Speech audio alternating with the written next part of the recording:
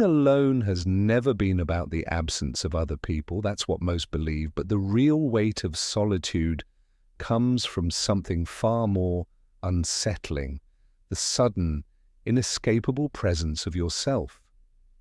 When the world grows quiet, when the usual noise of conversations, notifications, and obligations fades away, you are left face to face with the one person you have spent years avoiding. Silence does not create loneliness, it reveals it. It strips away the endless distractions that keep you numb, leaving only the truth you would rather not confront. That truth is not about who isn't here, but about who you really are when everything else falls away. Think about how quickly we reach for a phone when the room goes quiet, how desperately we fill our schedules with work, how often we confuse connection with scrolling through faces we barely know. We are terrified of stillness because stillness exposes us. It shows us how much of our lives are stitched together by noise rather than meaning. It whispers questions we spend entire lifetimes trying not to hear. Am I truly living as myself? Or am I only performing for the world? Do I even know what I want? Or am I just moving along the conveyor belt of expectations? This is why loneliness feels unbearable. Not because nobody is calling, not because the room is empty, but because the silence unmasks how estranged we have become from our own essence. And here lies the paradox. What we fear is not the loneliness itself, but the confrontation with ourselves it demands. We don't fear being left without others. We fear meeting the stranger we've allowed ourselves to become. That is the cruel test of silence, and yet within it lies the doorway to everything we claim to be searching for. You don't fear loneliness, you fear facing who you really are. Loneliness is not just an empty room or the absence of company. It is a mirror, polished by silence, that reflects back an image many of us spend our lives trying to avoid. When the conversations end and the lights go dim, you no longer face the comfort of distraction, you face yourself. And in that reflection lies a painful recognition, the distance between who you truly are and who you have pretended to be. Loneliness exposes that gap with a ruthless clarity. It doesn't lie, it doesn't flatter, it simply places you before an abyss that asks without mercy, "Is this really you?" Søren Kierkegaard, one of philosophy's most fearless explorers of the human soul, called this abyss despair. He believed despair was not a passing sadness, not the fleeting sting of rejection, but something far deeper, the agony of living at odds with one's essence. For him, loneliness wasn't an unfortunate accident of life, but a signal, a sharp reminder that we have drifted too far from ourselves. In the silence, when no audience remains to applaud our performance, the facade we've built begins to crumble. The masks we wear, social success, curated identities, roles we cling to, are stripped away. And what remains is often an unbearable sense of estrangement, a realization of how little we know about the person behind the performance. This is why Kierkegaard saw despair not as failure but as an invitation. To feel despair is to awaken. It is the soul's alarm clock ringing loud in the emptiness of solitude, insisting that you can no longer postpone the truth. He described it as the moment when the real self and the imagined self can no longer coexist peacefully. Loneliness makes that tension unavoidable. You are forced to acknowledge the silent war inside, the life you are living versus the life you were meant to live. The confrontation is brutal. In the stillness, old compromises resurface. The nights you silenced your own voice just to belong. The times you chose acceptance over authenticity. The years spent playing roles instead of daring to be yourself. They all return in silence, demanding to be reckoned with. And for many, this feels like falling into a void, The emptiness of loneliness is not truly empty. It is full of ghosts, the unmet desires, the neglected dreams, the truth buried under years of survival. To look into that mirror is to see the abyss of what has been lost. And yet Kierkegaard insisted this abyss was not meant to destroy but to transform. Despair, in his view, was a sacred call. The anguish of loneliness was not a punishment but a summons to live authentically.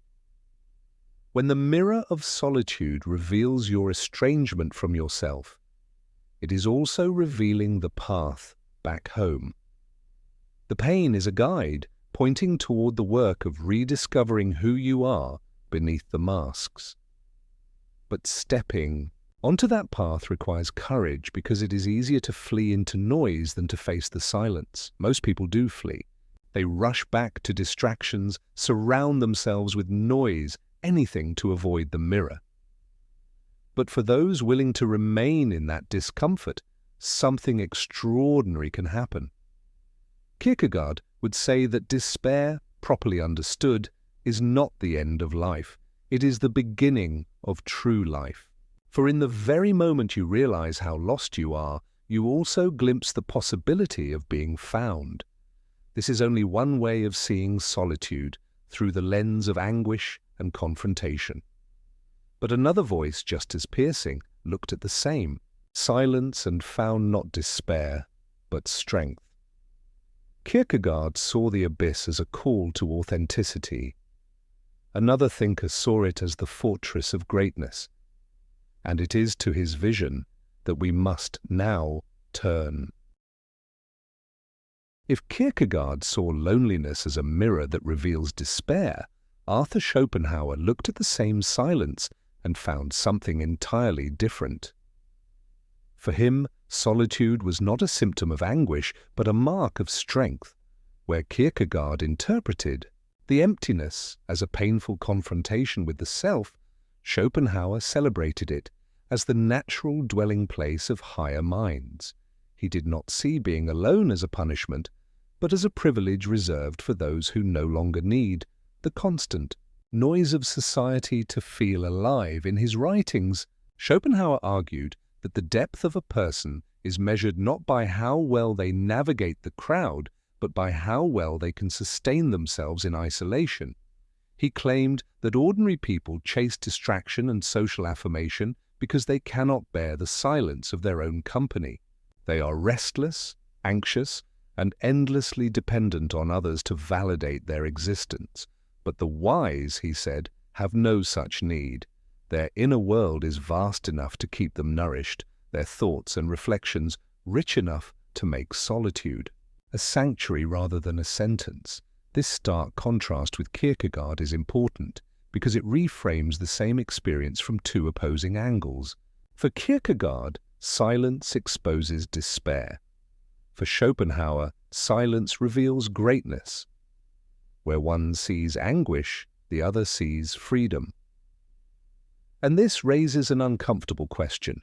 Could it be that loneliness only feels like suffering when we have not yet built the inner strength to inhabit it? Could it be that what we call loneliness is not the absence of others, but the absence of ourselves? Schopenhauer believed that solitude separates the shallow from the profound. He wrote that the more intelligent and developed a mind is, the less it craves constant company. Crowds, for him, were not sources of vitality, but drains of energy. He described ordinary social life as a cycle of noise and distraction that numbs the soul rather than feeds it.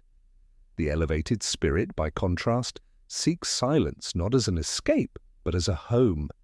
It is in silence that clarity sharpens, in solitude that insights emerge, and in stillness that true freedom is cultivated. Think of solitude as a fortress. To the restless it looks like a prison, barren and isolating, but to those who have cultivated inner depth, it is a stronghold, an impregnable space where the world's chaos cannot intrude.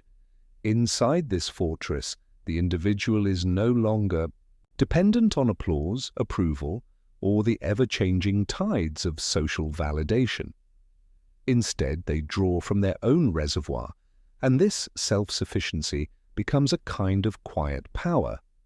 But Schopenhauer did not romanticize solitude in a shallow way. He was clear that this kind of inner strength comes at a cost.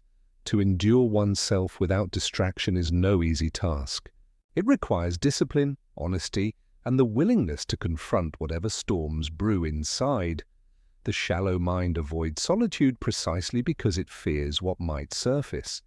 The elevated mind, however, faces those inner voices and transforms them into clarity, reflection, and creation. Solitude is not the absence of life, but the space where life deepens. What Kierkegaard saw as anguish, Schopenhauer reframed as maturity. To endure solitude is to prove that you are enough for yourself, that your existence does not collapse when the noise of others fades. And once you reach that state, something remarkable happens. Relationships cease to be a necessity for survival and become instead a choice, freely entered without the desperation of need. Love becomes purer, friendships truer, because they arise from fullness rather than emptiness. This is the power Schopenhauer found in solitude, the ability to transform silence into strength, emptiness into abundance. It is a vision that unsettles our modern world, where being constantly busy, endlessly connected, and perpetually stimulated is seen as a measure of worth. But if Schopenhauer is right, then perhaps our frantic dependence on noise is not proof of life, but proof of weakness. The real question is not whether you can survive being alone, but whether you can learn to thrive in it. And if solitude can become a fortress for the strong, what happens to those who continue to flee from it? That is where the story turns next. We live in an age that worships noise.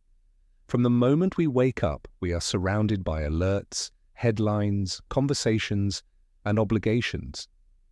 Rarely do we encounter a moment of silence that is not immediately filled with music, scrolling, or chatter. On the surface, this seems harmless, just the rhythm of modern life, but beneath it lies something more troubling.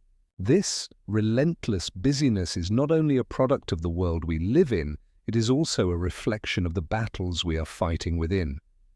We are not just connected for convenience, we are connected because we are afraid of disconnection, not from others, but from ourselves. Psychology teaches us that from an early age, we are conditioned to look outward for affirmation. We are told what beauty is, what success means, what kind of life earns respect. Bit by bit, we learn to construct a version of ourselves that fits into those molds. This persona is functional. It helps us navigate the social world, gain approval, and avoid rejection, but it comes at a cost. In building an identity to please the outside, we slowly lose contact with what is inside. And when silence arrives, when the audience disappears, this carefully constructed self begins to crack. Loneliness does not create emptiness, it reveals it. It shows us the gap between the identity we perform and the essence we have abandoned. This is why solitude feels so unbearable for many. The phone screen goes dark, the laughter fades, and suddenly the protective mask falls away. What surfaces in that quiet is not peace but unease, the neglected dreams, the unresolved fears, the truths we silenced to survive. The modern world makes it easier than ever to flee from these encounters. Every new app, every endless feed, every rush of productivity offers a convenient exit from the discomfort of facing ourselves. We work longer hours not only to earn but to avoid. We cling to constant companionship not only for love but for distraction. We consume endlessly not because we are hungry but because we are afraid of what stillness might bring. And yet this escape has a cost. The more we avoid ourselves, the more fragile we become. Relationships lose depth because they are built on masks rather than honesty. goals lose meaning because they are chosen for applause rather than alignment. Even joy becomes shallow, a performance for others rather than a genuine experience of the heart. Anxiety, restlessness, and the sense that something essential is missing are not random afflictions, they are symptoms of this ongoing escape. The more noise we create to drown out our inner voice, the louder that voice becomes in moments of silence. Kierkegaard called this state despair, the silent suffering of living disconnected from your true self. Schopenhauer, from another angle, warned that those who cannot endure their own company are condemned to superficiality. Both knew what modern psychology confirms. Our compulsive avoidance of self creates the very emptiness we fear. The paradox is cruel, but undeniable. The harder we run from ourselves, the lonelier we feel.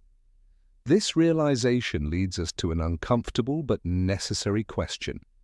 If the real pain of loneliness is not the absence of others, but the absence of connection with ourselves, then what would happen if we stopped fleeing? What if, instead of drowning our silence in distraction, we learned to inhabit it? What if the emptiness we dread is not a void to escape, but a doorway to a deeper form of life? This is the challenge that waits. Behind every notification we silence, every restless urge we resist, and it is the question that takes us deeper into the nature of emptiness itself. Emptiness is often described as a void, but that is misleading. A void implies nothingness, a hollow space waiting to be filled. The truth is harsher. Emptiness is not the absence of something, it is the constant presence of a lack. It lingers, like an ache you cannot soothe, a hunger that no amount of external nourishment ever satisfies. It appears in the long stretch of a Sunday afternoon when no plans distract you, in the stillness of the night when the notifications finally stop, in the quiet pauses where your mind refuses to stay silent. What makes this emptiness so heavy is not that nothing is there, but that what should be there, your own authentic presence, is missing.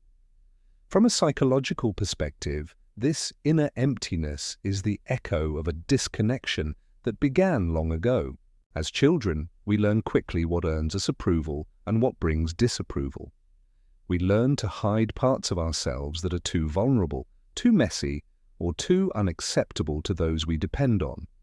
Piece by piece, we abandon fragments of our essence in exchange for survival. We bury our longings, silence our frustrations, reshape our identities to fit the molds handed down by parents, peers, and society. The cost of this adaptation is subtle but devastating. We grow competent in playing roles, but we forget the taste of authenticity. And the emptiness we feel as adults is nothing more than the silence left behind by the self we exiled years ago. Think of the moments when life slows down and the masks can no longer be maintained. That's when the buried truths surface. The wounded child who never felt enough, the forgotten desire we sacrificed for acceptance, the fear we never confronted because it threatened the identity we worked so hard to protect. This is why silence feels suffocating, because it becomes the stage where all these unacknowledged voices return, demanding to be heard. Loneliness unmasks us, and the emptiness we dread is simply the weight of everything we abandoned along the way. But emptiness is not only about the past, it also signals a lack of direction in the present. When life becomes a chain of reactions to others' expectations, when goals are chosen not from within but from comparison and imitation, the soul begins to starve. We may appear successful, productive, admired, yet feel strangely hollow inside. This hollowness is not a flaw but a warning. It reveals that we have been living with borrowed scripts rather than writing our own. A soul deprived of purpose does not fade quietly. It protests through emptiness. It makes its absence felt. The tragedy is that most people misinterpret this emptiness. They assume it means something external is missing: more friends, more love, more money, more distractions. So they chase, accumulate, consume, but no matter how much they gather, the void remains, because what is missing is not out there, it is within. The emptiness is not a hole to be filled with externals, but a call to return to the self we abandoned. It is not proof of weakness, it is a compass pointing back to authenticity. And yet, here lies the paradox. The very thing we dread may also be our greatest teacher. To feel emptiness is to be reminded that we cannot continue as we are. It is the soul's way of demanding change, of refusing to be silenced any longer. Painful as it is, emptiness is not the end of meaning, it is the starting point of transformation. The abyss it reveals is not there to swallow us, but to push us toward rediscovery. The question then is not how to escape this emptiness, but how to face it. Can we stay long enough in the silence to listen to what it is telling us? Because only then does emptiness begin to shift from a curse into a doorway. And on the other side of that doorway lies the possibility of solitude, not as suffering, but as fullness. Loneliness becomes unbearable when we see it only as absence, as an unwanted void left behind when others are not around. But what if that same silence could be turned into something entirely different? What if the emptiness you dread could be transformed into a space of power, a home you carry within yourself? This is the great shift, the moment when loneliness ceases to be a weight and begins to evolve into solitude. The difference between the two is subtle but profound. Loneliness is the victim state, silence happening to you. Solitude is the master's state, silence chosen, inhabited, embraced. One feels like suffocation, the other feels like freedom. The transformation begins not with adding anything, but with acceptance. Most people's first instinct when they feel loneliness is to resist it, to numb it, to chase distraction. They treat the ache as a flaw that must be corrected immediately. But what you resist persists. As long as you fight against loneliness, it keeps tightening its grip. The first courageous step is to stop running and admit what is there. Yes, there is a void. Yes, there is discomfort. Yes, there is pain. But none of this means you are broken. It simply means you have finally stopped drowning out the signal. Acceptance is not weakness. It is the opening of the door. From here comes the dive. This is the part I fear most, because to sit in silence with oneself is to invite every hidden voice to the surface. The forgotten desires, the wounds you thought you buried, the thoughts you avoid by working late or endlessly scrolling, they all rise in the quiet. It is uncomfortable, sometimes agonizing, but this discomfort is not a punishment. It is the raw material of transformation. You cannot build a new relationship with yourself if you refuse to meet the person you are beneath the noise. The dive is not about liking what you see immediately. It is about being willing to see it all. With time, presence, and honesty, silence begins to shift. What once felt suffocating starts to open. You begin to hear not just the pain, but the faint voice beneath it, the voice of authenticity. This voice has been buried under years of pretending and performing, and solitude is what gives it room to breathe again. To cultivate this transformation, you need practices that make silence not just tolerable but fertile. Self-listening is one of the most powerful. Sitting quietly with your thoughts, writing without censorship, asking yourself questions you usually avoid. What am I really lacking? What am I demanding from others that I could learn to provide for myself? What is this constant running trying to hide? These questions sting, but they also disarm the mechanisms of escape. they begin to replace panic with clarity. Solitude grows when you create inner space deliberately. Reading that nourishes instead of distracts, walks in nature without headphones, moments of meditation, contemplation, or art. All of these are habits that shift silence into presence. Slowly, the absence of external noise stops feeling like punishment and starts to feel like privilege. You realize that some of your clearest insights and most meaningful decisions arise not when you are surrounded, but when you are alone. In solitude, you discover that your thoughts have depth, your imagination has wings, and your emotions have truths that can no longer be silenced. This shift also changes how you relate to others. Loneliness makes you cling to relationships out of desperation, needing them to fill your void. Solitude, however, allows you to choose relationships from abundance. You are no longer with people to escape yourself. You are with them because you want to, not because you have to. This makes your connections freer, truer, and less burdened by hidden demands. Love in solitude becomes about sharing rather than consuming, about offering rather than extracting. The real power of solitude is that it makes you sovereign over your own presence. You no longer fear silence because you have turned it into home. You no longer dread being alone because you have built a self capable of sustaining you. And when you reach this state, something remarkable happens. The same silence that once threatened to crush you becomes the silence that strengthens you. What was once emptiness becomes fullness. What was once an absence becomes presence. This is not a gift handed to you by the world. It is a gift you build within yourself. But every transformation has an enemy, and this one is no different.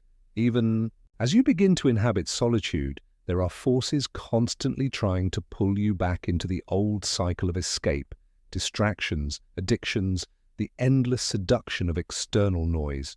If loneliness is the test and solitude is the victory, then these forces are the temptations that threaten to make you stumble again.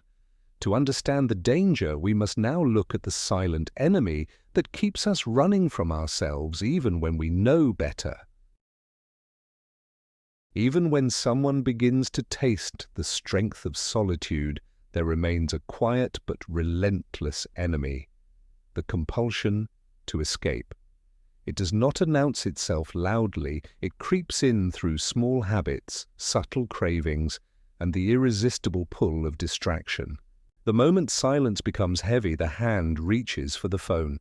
The instant discomfort rises, the calendar fills with meaningless activity. This compulsion is so deeply woven into our modern lives that most people don't even notice it. They believe they are simply busy, productive, or social, when in truth, they are running from the confrontation that solitude demands.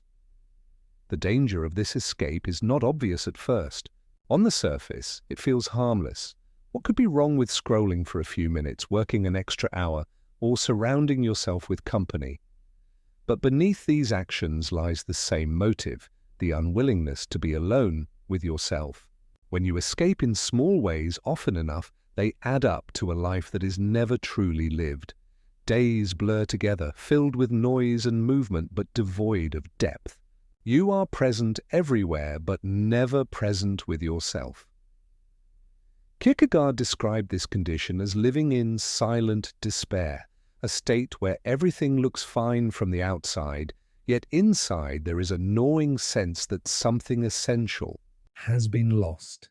It is the despair of a person who smiles, works, posts and laughs, all while feeling hollow beneath the surface. Schopenhauer, from a different angle, warned that those who constantly need others to feel alive have not yet discovered their own depth. The compulsion to escape is, in truth, the refusal to face this depth, and the longer we avoid it, the more fragile we become. This fragility reveals itself in countless ways. Relationships become shallow because they are built on dependence rather than authenticity. Success feels empty because it was pursued for validation rather than meaning. Even pleasures lose their taste, becoming mere distractions rather than sources of fulfillment. The cost of escaping yourself is not measured in hours wasted, but in a life diminished. You become like a house, beautifully decorated on the outside but hollow within, echoing with emptiness the moment the door closes. Yet the compulsion to escape has another darker consequence. The more you flee, the more terrifying the return becomes. Each time you silence the inner voice, it grows louder in the next moment of stillness. Each time you bury discomfort under distraction, it waits for you with more weight. The very act of avoiding yourself feeds the fear of solitude, creating a cycle that tightens with time.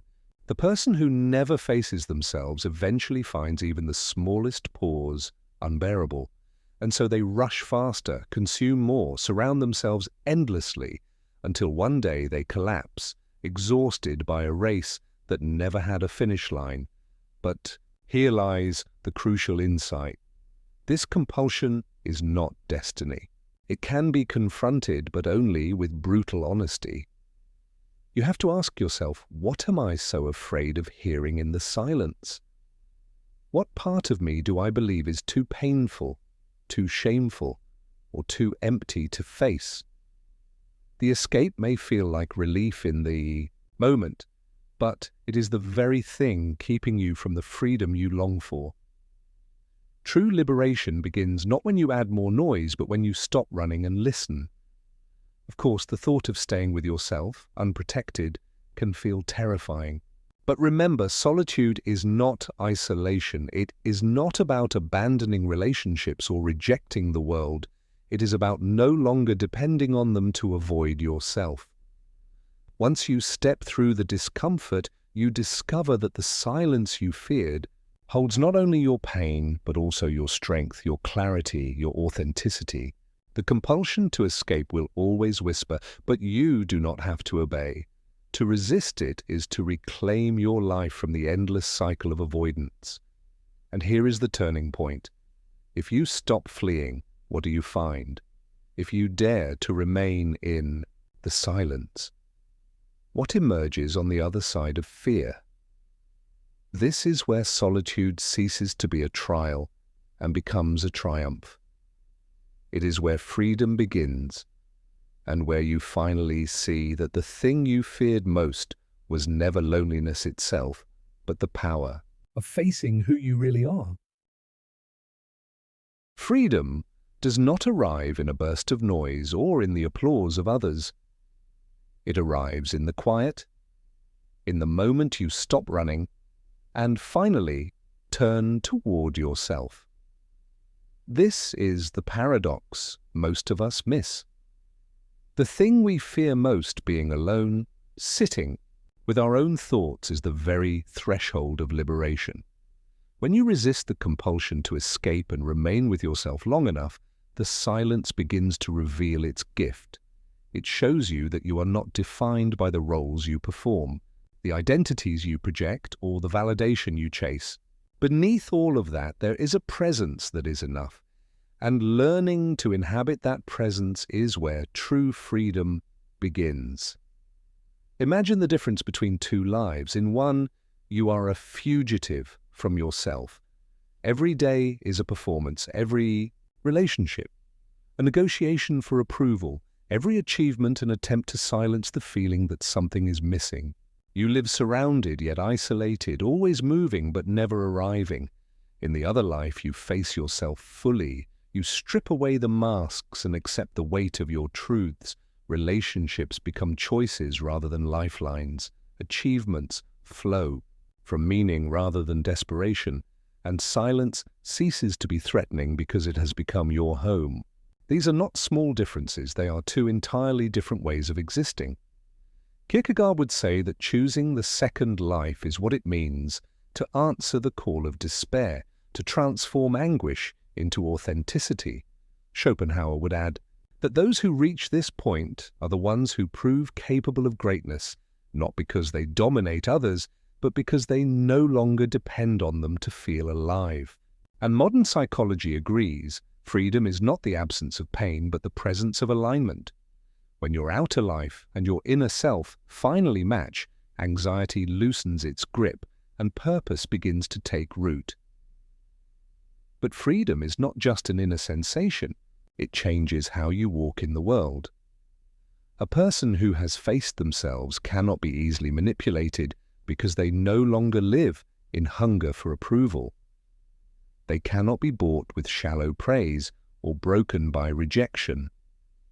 They love differently because their love is no longer about filling an emptiness but about sharing an abundance. They work differently because their goals are no longer chosen for applause but for meaning.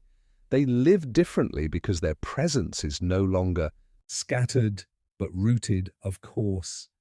Arriving here requires courage. To face yourself is to encounter not only your strengths but also your shadows, the mistakes you've made, the truths you've denied, the fears you've hidden. But here lies the secret. The shadows lose their power the moment you look at them. What once seemed unbearable begins to soften when met with honesty. What once felt suffocating becomes the soil of transformation. Freedom is not found by avoiding what you fear, but by walking directly into it, discovering that it cannot destroy you. And so the question returns, what do you truly fear? Is it the loneliness itself, or is it the revelation that in silence you cannot escape yourself? The truth is that you don't fear being alone, you fear realizing how far you've drifted from who you are meant to be. Yet the moment you dare to confront this, the fear begins to dissolve, and in its place arises a strength that no crowd could ever provide. This is the essence of freedom. To stand in silence, unafraid, rooted in your own being. To know that even if the world goes quiet, you will not collapse. To realize that you are no longer a fugitive, but finally at home. And from this place everything changes. The question is no longer whether you can survive solitude, but whether you will accept its gift. You stand now before a choice that every human being eventually faces. One path is the well-traveled road of distraction, where every quiet moment is quickly drowned in noise, where the phone never leaves your hand, and where the approval of others dictates the rhythm of your days. It is the easier path in the short term because it allows you to avoid the mirror of solitude. But ease has its cost. That cost is a life lived on the surface, a life where the masks grow heavier and the emptiness beneath them grows deeper. The other path is harder, at least at first. It asks you to pause when you want to run, to sit when you want to scroll, to listen when every instinct tells you to drown out the silence. It asks you to turn toward the self you have been avoiding and to face the discomfort of seeing who you really are. This is not comfortable work, but it is the only work that matters. For in those moments of confrontation, the distance between who you are and who you pretend to be begins to close. In that closing, meaning begins to return. You have already felt the truth of this. The loneliness that stings you is not an enemy, but a messenger. It is the voice of your own soul calling you back home, urging you to stop living as a fugitive from yourself. You can ignore it, silence it, distract yourself from it. But it will always return because it is not here to harm you, it is here to save you.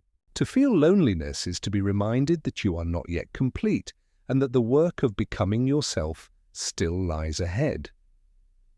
So here is the decision before you. You can continue running into the ruins of noise, clinging to distractions that will never fill you. Or you can step into the silence and begin to build a life rooted in authenticity. A life where solitude is not exile, but strength. One choice leads to a hollow existence, always craving, never satisfied. The other leads to freedom, to clarity, to the kind of self-possession that no rejection or loss can take away. In the end, it has never been about loneliness. It has always been about the courage to face yourself. And those who choose that courage discover something extraordinary. They are not alone at all. They are finally whole.